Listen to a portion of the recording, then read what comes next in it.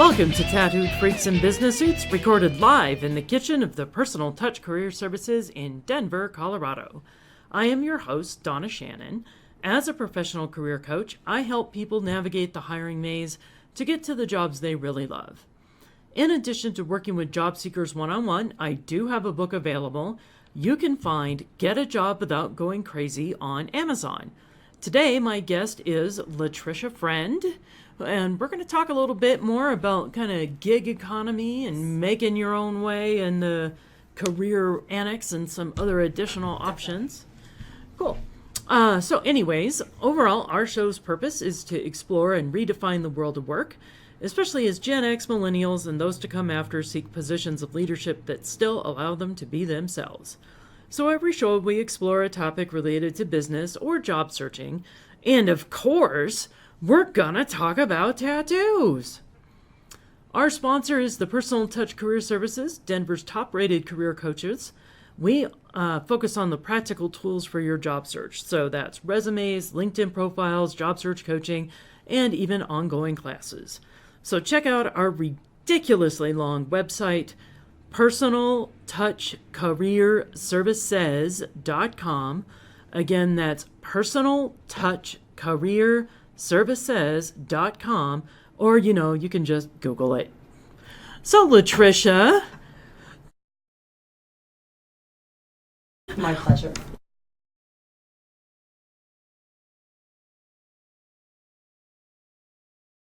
When we talked about doing this, I realized it's been 12 years. The last time I was in Denver. Yeah. Yeah.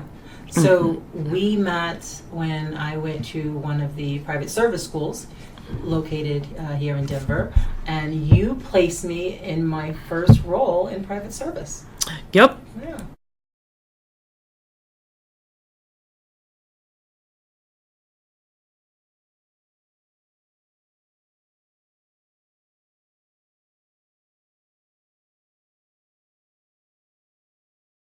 I am what they call a fractional household manager. I took my training and my experience as a household manager working for one ultra high net worth family, and now work for several of them in New York City, which means I'm not their full-time household manager.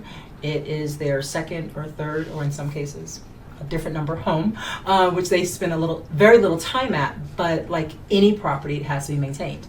Most people, if I tell them about having a vacation home, they go, oh yeah, I get it. Someone has to take care of it. Right. Especially these, recently renovated, high-end furnishings, high-end stone and stainless steel, and who takes care of it and who has to go in. And a house like that with a lot of technology just can't sit empty until you decide to come and use it. It has to be maintained and used, and a lot of preventive maintenance. So I'm the person who does that for quite a few people in New York to take care of their pied-à-terre, their condominium, or their townhouse in New York City.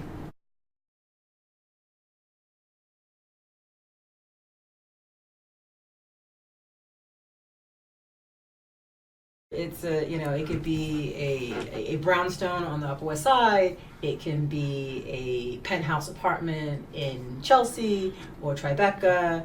It could be a brownstone in Park Slope, Brooklyn. It really just depends on what people need and how much attention they need.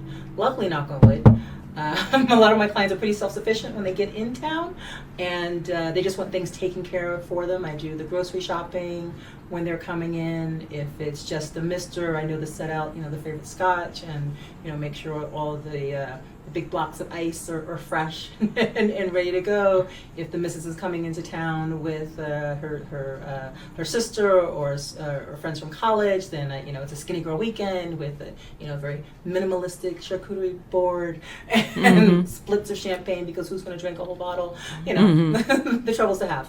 Right. And if it's the whole family with 2 nannies and a chef, then I prep out as much for the support staff that I can. I'll work with a chef and get a lot of the specialty shopping done and orders made and in-house the day before he or she arrives. And if it's a household with nannies and I know they're really pressed for time, they're only here for a couple of days or a week, I'll prep out their shopping food shopping for the nannies, so they know at least the first 2 or 3 meals when they hit town are covered. Right. They're in the house, they can whip up something quickly. Their favorite things are there, the stuff that they usually are used to seeing in the refrigerator pantry are available to them. Mm-hmm. And then I also take care of, when so-and-so is at the house, their furniture scuffed the wall, so that entire wall needs to be painted. Right. And who does it? You just don't let someone come into your home. So it's dealing with buildings, it's dealing with, certificates of insurance, it's making sure the right people are in the right place, doing what they're supposed to do, making sure nothing goes wrong, signing off on the invoices so someone else pays for it. So, all that follow through and a lot of scheduling, a lot of back and forth with people, just to make sure everything's done. Right. And so that's what 75% of my income. That's my big money maker. Mm-hmm. Tied to that is I do a lot of training for household staff, primarily housekeepers. A lot of my clients are like, we're just so unhappy. We have a housekeeper. Yes, but she's not doing what we expect. I don't understand why people are unhappy in their own home. So I'm the angel in the outfield. I'll come in and talk to the housekeeper, talk to the homeowner, find out what the issue is, and then work to get the housekeeper closer to the standard that the family wants. Inevitably, actually, at this level, a housekeeper has to have their standards higher than the home they're currently working in, because more than likely those standards are going to increase. Right. So to be someone who's flexible and adaptable, you just can't work the way you used to working in a high net worth home or ultra high net worth home. And if you find out that the housekeeper just doesn't want to learn to do anything new, doesn't want to be proactive, can't learn the time management skills that are necessary to function in a home like this, then we kind of help them find their way somewhere else. Right. And then I'll work with the family if they need assistance in, finding a new housekeeper, training a new housekeeper to their particular standards for that particular home with its furnishings, art, high-end appliances, whatever it needs. Right. Right. And then you still have one more gig beyond that too. Right. So not only do I work with you as a resume writer and career coach, and primarily I work with the private service staff, estate managers, chiefs of staff, butlers, housekeepers, nannies, in all of their career documentation, their LinkedIn profile, their resume, interviewing practice. And it's great and lovely, and I fit it in. I also am a network marketer, and primarily working in skincare with the Rodan and Fields company. All right, cool. Definitely a lot to keep you busy. A lot to keep. There are no 2 days are the same, which is nice. But working for yourself means I set my own schedule. A lot of this came to be kind of organically. I left working for a family to go back home to New York to help support my mom, who had fallen ill, and I needed something while waiting for that perfect family, right? The perfect family for all the things that I wanted to do and work for, to kind of fall into my lap. A lot of my colleagues asked me to help them out. They were going to be in the Hamptons, but a specialty rug was being delivered, and they really didn't think their executive housekeeper or their housekeeper could handle that delivery. Or renovations done. It's just some painting touch-ups that have to happen, but I'm with the family in Colorado for the next 6 weeks. But the painting has to get done before we get back. Can you help me out? Can you do it? Give me a Wi-Fi password so I can do some typing while I'm sitting there. Of course, no problem. Yeah, and. So that's the way it kind of organically evolved, that people kept asking me, can you do this? And then I worked with enough service suppliers that said, oh, I know a family that needs someone who does what you do. Not full-time, just part-time. And it just worked its way out that's what it came to be. People who have homes in New York that don't need a full-time household manager or a full-time personal assistant, but needs to be proactive in keeping things done and ready at a moment's notice for them. Right. And they're comfortable knowing that I work, for a couple of clients. Right. Yeah.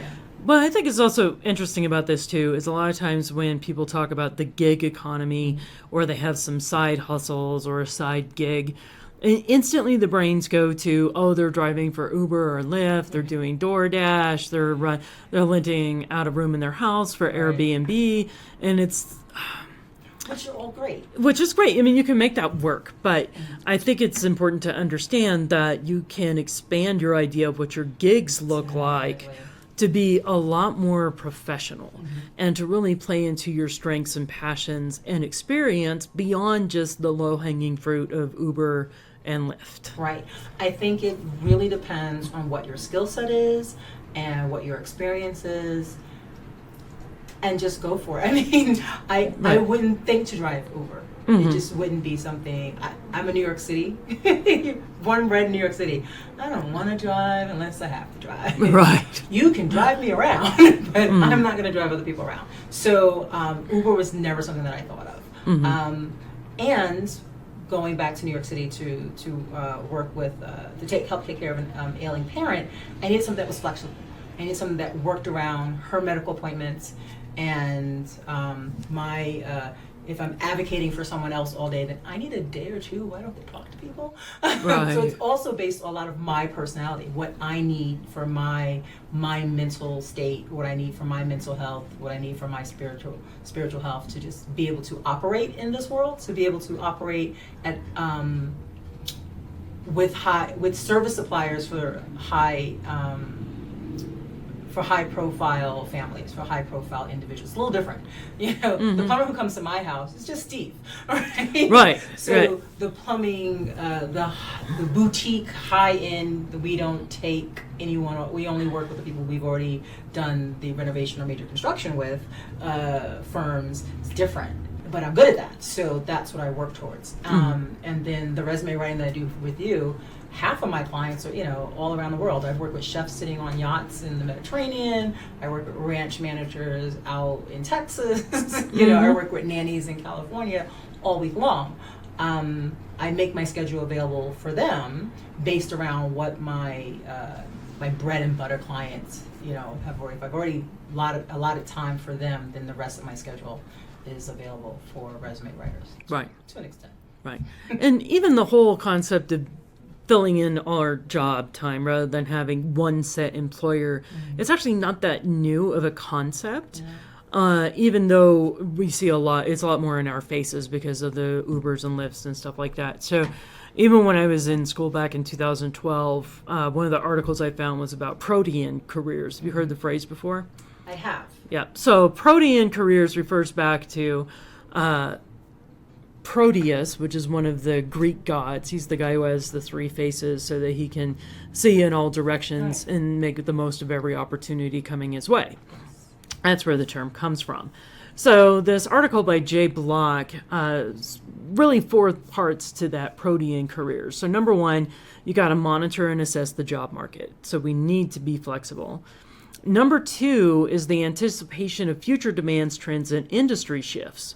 So what worked yesterday, if we can see how that's not going to necessarily work in the future, we can change it. Number 3, you have to go about gaining the necessary skills, qualifications, relationships, and even assets to meet the shifts. So we're not going to rest on our laurels, so to speak. Can't. Yeah. And finally, being able to adapt quickly to thrive in an ever-changing workplace. And sometimes when you're caught in a job, if the company is not flexible, forward-thinking, on the cutting edge, trying to evolve, but you want that, sometimes it's necessary to become a consultant on different bases so that you can enjoy that flexibility, just the mental flexibility. Exactly. Yeah, I am big on personal and professional development. You have to keep your skills sharp. You have to learn new skills. I tell that to all of my clients through Personal Touch Career Services.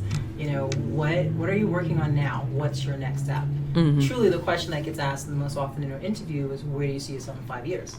The answer should not be where you're sitting now. Yeah. You should always be looking ahead. You should always be thinking about, what new technology do I need to learn? What certification do I need to pick up to keep current, to stay ahead of the other possible candidates out there for the next job that I want? What's my career path, and what are those milestones that I need to hit? Will my current employer help me hit those milestones, or do I have to do it on my own? And as a consultant who helps in the hiring process for private service staff, domestic staff, I really look for the person who goes out on their own, because it tells me you're a go-getter, you do your research, you're really going to weigh the odds for how does this work, how is this going to make sense, is this cost effective, and I'll take a trial with that person before someone degree any day of the week. Right. Yeah. Right. So the other thing to keep in mind, because I see a lot of people that are just filling in with Uber and Lyft while they're looking for the day job, and that's fine. That's awesome, but it's also about having multiple revenue streams. I know you've talked about that before. Yeah, it's important. So for me, two of the things I do tie in together: the household management and the resume writing for private service staff. One feeds the other, and one feeds off, and they feed each other, and they feed off each other, which is great. It keeps me a subject matter expert in the niche of New York City that I am. I get a lot of recruiters that reach out to me. I get a lot of candidates who are reaching out for jobs who reach out to me. That's great. I can help people out. I'm a network. I like connecting people, so that those are two great sources of income. Weirdly, the Rodan and Fields Skincare works into it. It's a premium skincare line made by disruptors to the skincare industry, took their brand out of department stores and put it in the hands of men and women as the marketers of the product, and then we get the commission on that. Basically, like any other network marketing position, you get paid for making referrals and recommendations. I make referrals and recommendations all day long. People reach out to me in the private service world and go, "Hey, Latricia, who do you know in DC who does X? Venetian plaster? Great, here's the guy." One important thing about this is notice that there's an ask. And I mean in terms of things like referral partners or finder fees and things like that. Right. Because businesses love to get referrals. And sometimes they have established, it's called either an affiliate program or a referral program, and sometimes they don't. So it's okay to say, hey, do you have a referral program? Exactly. And if they don't, make an offer. And we do it. People do this all the time, right? Everyone who uses Uber has a Uber link that they can send to their friends, so they get $20 off their next of their next ride, and Right. Now, in my case, I'm very, very upfront and very ethical. I will not refer somebody unless I feel like they're worth the referral. Right. And it's a good match for the person I'm referring them to, even if I'm making an affiliate fee off of it. Yeah. But we all do it all the time. We all talk about the great movie that we love. We all talk about the great restaurant that we like to go to. I talk all the time about the great service providers, because customer service is so key, right, to everything that we do. Personally, in my life, and professionally, definitely. If I can refer someone, that's great. It makes it's great for me, and it's great for the person who they know that, at least in the private service world, they know that my clients are on par with their employer. So if I'm making a recommendation to a plumber or an electrician, they know that the electrician gets it. They know how picky I am about my clients and what we do. So they know that the service supplier, understands that level of pickiness to for lay people it'd be probably picky for what we do, but it's what we do every day. It's that level of care and detailedness that has to happen. So. Right. I think one other thing too, coming back into the whole gig economy side of this stuff, is at one point it becomes a choice and not this last ditch effort. Right. And how did that work out for you? Definitely it's a choice. Weirdly, it all works together for me. Like I said before, the household management clients and the trainings I do for housekeepers feeds into resume writing and career coaching. And then the network marketing is just a bit different, but I see the connection. I see myself as helping candidates shine on paper and digitally on LinkedIn, and helping them glow in real life with really great skin. And having that confidence when they walk into the interview to feel great about not only the document in front of them or how they were presented on LinkedIn, but their physical presentation as well. Right. And it's also the work-life balance. It's like, as you mentioned, you have to help take care of your mom. Right. And needing that flexibility in there. Exactly. Being able to know what days a lot to which clients, and then, I'm usually free, but service suppliers, most plumbers, electricians, and painters, they're done by 3 o'clock. So I know that, I have a couple of hours either during a commute or once I get home, or just sitting in space to work on a couple of, resume clients, or to have a conversation with someone on the phone while I'm sitting in a Starbucks somewhere. It's easy to do. We do it all the time. Right. Okay, so we've talked quite a bit about your HM work. So why did you decide to implement the fractional business model? Yeah, so years ago, I'm a member of Domestic Estate Management Association for the private service industry. Also known as DEMA. And I was in the DC metro area, and a colleague said, that's what she did. She was a household manager in a share position, similar to a nanny share, where 2 families who kind of live near each other and know of each other share a nanny. She comes to see, us on Monday, Tuesdays, and Saturdays, and she sees you on Wednesday, Thursday, some of the days of the week and evenings. And we do date nights together, so all the kids are together. One person paid by 2 families, it works. I thought it's the most ridiculous thing I've ever heard of in my life. I was like, it just makes no sense. Good for you. I'm glad that works for you.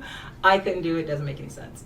And then I met Peter Van Ryder of Estate Management Solutions, and he was offering fractional estate management. And I was like, oh yeah, that could make sense. I kind of get it. Around the same time that I started doing that, like within a year of meeting him, that's just how it came to be. And I was like, oh, wow, that's great. Now I know of a good dozen or so people across the world that do this. And that's a dozen that I know, just through the private service industries and the associations.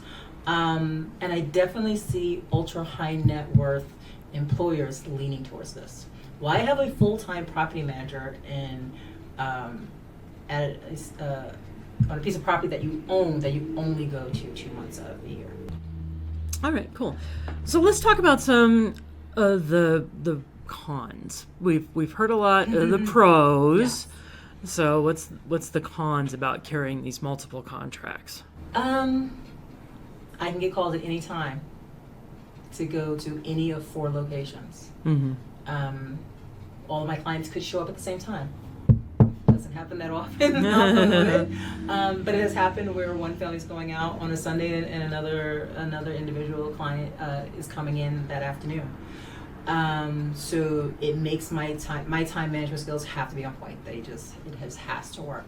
All of my clients know that they're not my only client, but they don't feel that way. Right. I don't think any of them ever get the point of, oh, she's pushed us to the back burner for somebody else. Even when some projects get really heavy where I'm really needed to be at one place a good 20, 30, 40 hours a week, how do the rest of my clients get fit in? Luckily, because I work for myself, because I'm an independent consultant, I don't have to show up at 9 and leave at 5. If I know that it's going to be a crazy week, personally or professionally, I can go in at 6 a.m. in the morning if I want to. I can do my 3 or 4 hours at a particular client where I'm not waiting for a service supplier to come in. I can go in and do the work I need to do and leave. And as long as the work is done, they don't really care if it starts at 6 or ends at 6. It starts at 6 a.m. or ends at 6 p.m. As long as the work gets done. Can I get it done in 2 hours? Or does it truly take 4 hours to do? And if it truly takes 4 hours to do and I can't make that all fit today on Friday, can I get 2 hours done today and 2 hours done tomorrow? How does that work? Can I make that happen? And I can, because it's my schedule. I can fit it around, what I have to do. Right. There's another gal on our team here in Denver who, and I don't dictate how people work their schedule, right? You're independent contractors. I respect that. As long as you get your work done, that's all I care. And she loves to sleep in, and she'll want to stay up to work late. So she wakes up at 10 a.m. Right. And then I've seen work come in from her as late as 10 or 11 o'clock at night. God bless her. I know. But sometimes the clients will go, I was expecting to hear from so-and-so today. I sent her an email at 8 and it's 9 now and she didn't respond. I'm like, she's not awake yet. Right. And that's the other part about that. If that's your lifestyle, or for me, I try not to work a full Saturday and Sunday for my resume writing clients, but some of them, because they work for lifestyle, they work to support families that I support, I'll open up a Sunday afternoon. I'll open up a late afternoon or early evening on Saturday in my calendar for them, because really, truly, that's the only time it's going to happen. Right.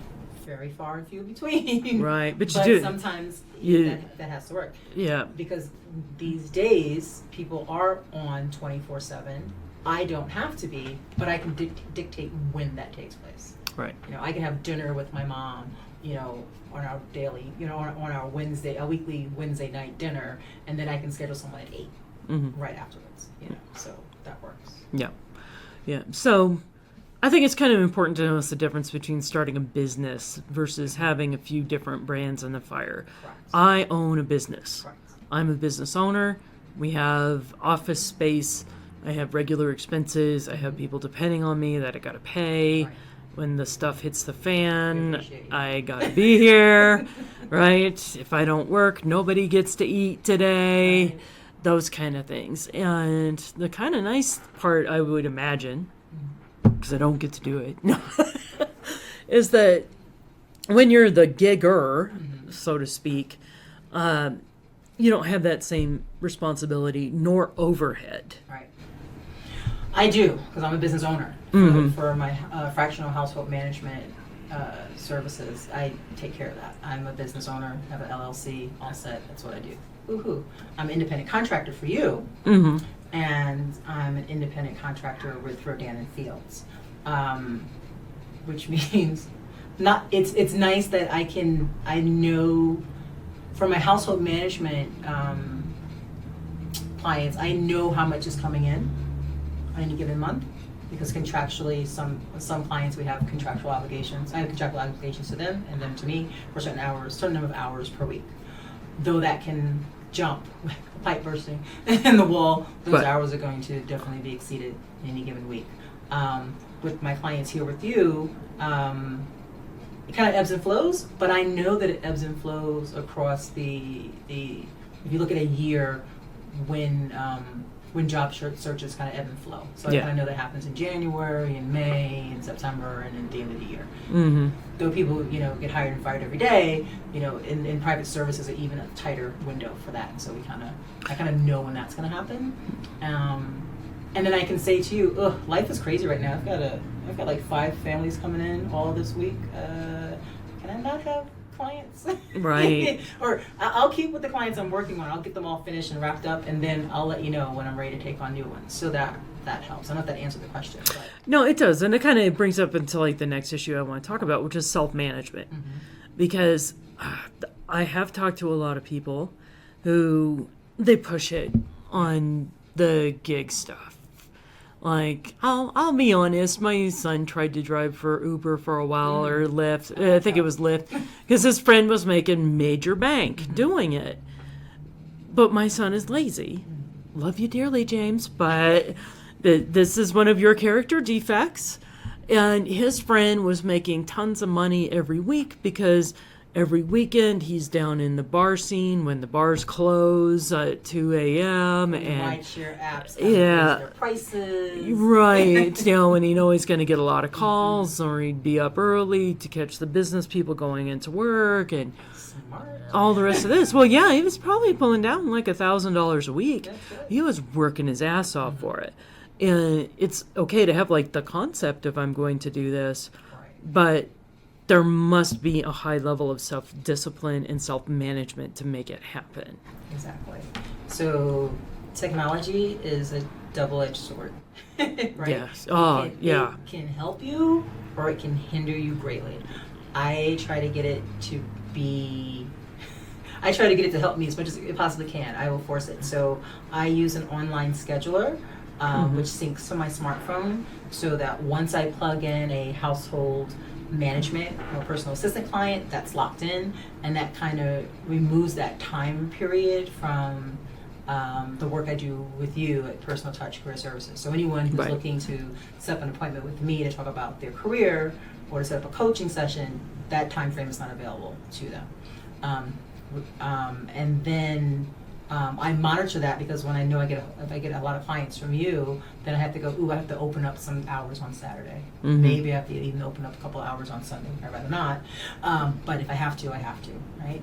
And so that helps. online banking helps a lot. That certain money that gets dropped in, a third of it gets pulled aside for taxes off the top. I don't even see it. Well, that's good. That's smart. A lot of people miss that thing on the taxes. And I live and work in the highest tax, one of the highest tax cities and states, New York City, New York. So sometimes, I'll pull up more than a third, but, I just make sure that money's put aside in the savings account, earning a little bit of something. Right. Yeah. To help at tax time. Yeah, you want to know a horror story about taxes. So before I changed my business structure, because now we file as a corporation instead of partnership, Ooh, yes. which if y'all have questions about that, I'm not a tax expert, but I know how I got screwed. And you need to be making quarterly payments at least to the IRS. And didn't really realize that had our explosion year with the business, biggest year we had ever had. And come April, you had to pay. Oh my God, this was so bad it totally caught me unawares because I had been making quarterly payments. And then as the first time I used a real tax person, she was not a CPA, but she said she was a registered agent with the IRS. This is not the same as a tax planner, which I have now. But yeah, she did our taxes, and then she goes, "Oh, you don't have to owe too much this year. All you have to pay is $10,000." I'm like, what frickin' planet are you from that $10,000 is not a lot of money? It's all relative, right? I guess so. Yeah. Then I found out, she works with a lot of Hollywood types from when she lived out in California. And it's like, Definitely relative. okay, yeah, I am not. I was going to say, I'm not on the same level as Nicolas Cage, but let's face it, he got screwed on his taxes too. So there is a point in time when you have to reach out for professionals. And I think that's the difference between a side hustle or a gigger. At some point in time, you have to say, wow, where can I take this? Right? Based on my skills, based on my experience, based on technology, based on where I see the markets maybe kind of heading. And if not the whole market, enough of that, I get a good piece of that pie. I need a professional. I need to see a CPA. I need to set up with maybe a business consultant, and maybe need to try them out. The great thing about a lot of service suppliers, you can just, do a consultation with them for cheap or free. Yeah. And I think, even if you have to pay a little bit for it, and a little bit being relative, under $200 to have a consultation with, I tell this to my clients for household management all the time, especially when I do housekeeper trainings.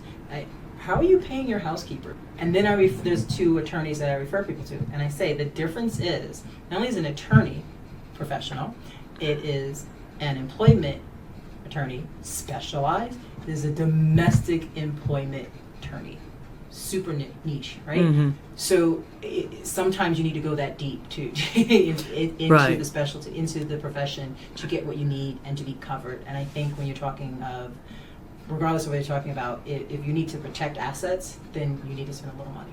Yeah. And if you're the person it's your income you're trying to protect, then having a really good professional on your side makes all the difference. Right. So one last tip I have for people about gigs, because this is just kind of funny, is I put my stuff on job boards every now and then just to see what happens. So, that's fun. well, I test it out for my clients because I advise people on this stuff and things change all the time. So I threw out my resume probably on Indeed or ZipRecruiter or something like that. And then all of a sudden I was getting phone calls from, we'd love to have you come drive for us and you can be your own boss and all the rest of this stuff. And the first couple of times I'm like, no, I'm not interested. And then finally I'm like getting sick of all the calls, right? So I said, oh yeah, this sounds great. And they go, oh, perfect. I go, do you mean my 6 DUIs don't count me out as a candidate? Silence. I know, yeah. They're like, we'll get back to you. Right. Yeah, so I had to do it twice because I'm sure it was for both services, right? But yeah, so if you tell them you have multiple DUIs, they kind of take you off the call list eventually. Oh man, that's crazy. But No, world, I don't have DUIs. Well, see, I was going to say, that's the strange part about doing that. So if you do that, does that get collected somewhere? Because, that's the other side of that sword of technology. Is it good for me? Well, that's databases for jobs I don't want, so that's okay. Yeah, that's okay. All right, so we now get to come to one of my favorite parts of this show where we get to talk about the tattoo of the day. But Latricia, you don't have a tattoo. I do not have a tattoo, but I have been known to have several henna tattoos at any given time. Okay. Not today, but yeah. Of course not. No. Not today. But yeah, I like the look of a tattoo, but I like the look of a tattoo, and in an hour I'm like, so with some body scrub I can get this off, right? Right. So you have commitment problems? No. Yes, no tattoos, sorry. I love seeing them on other people. I think that's very brave and courageous and artistic, but yeah, not here. Yeah. All right. Well, thank you very much for coming in. You're It's welcome. super great treat to have you here in person when you're normally hiding out in New York. So my producer always reminds me I've got to ask for likes and followers. So if you like what you're hearing, be sure to give us a like button. If you don't, suck eggs. And then, of course, if you want to hear more from us coming out, you'll always be sure to give us a follow. You can find me on that ridiculous website, personaltouchcareerservices.com, Donna Shannon on Facebook and LinkedIn and all the rest of the good socials. So, Latricia, how can people get in touch with you? So for my fractional household management, the website is householdmanagementservices.com. Very long. Again, Google it. Yes. Householdmanagementservices.com. And I am also on LinkedIn, Latricia Friend, and Instagram. 2 Instagrams. One for the fractional household management, and that's House Management Services, House MGMTSRVCS on Instagram, and then for the resume writing and sometimes Rodan and Fields, Career Docs NYC, Career DOCS NYC. All right. Well, thank you very much again. And Thanks for having me. yeah, my pleasure. And you have a great day.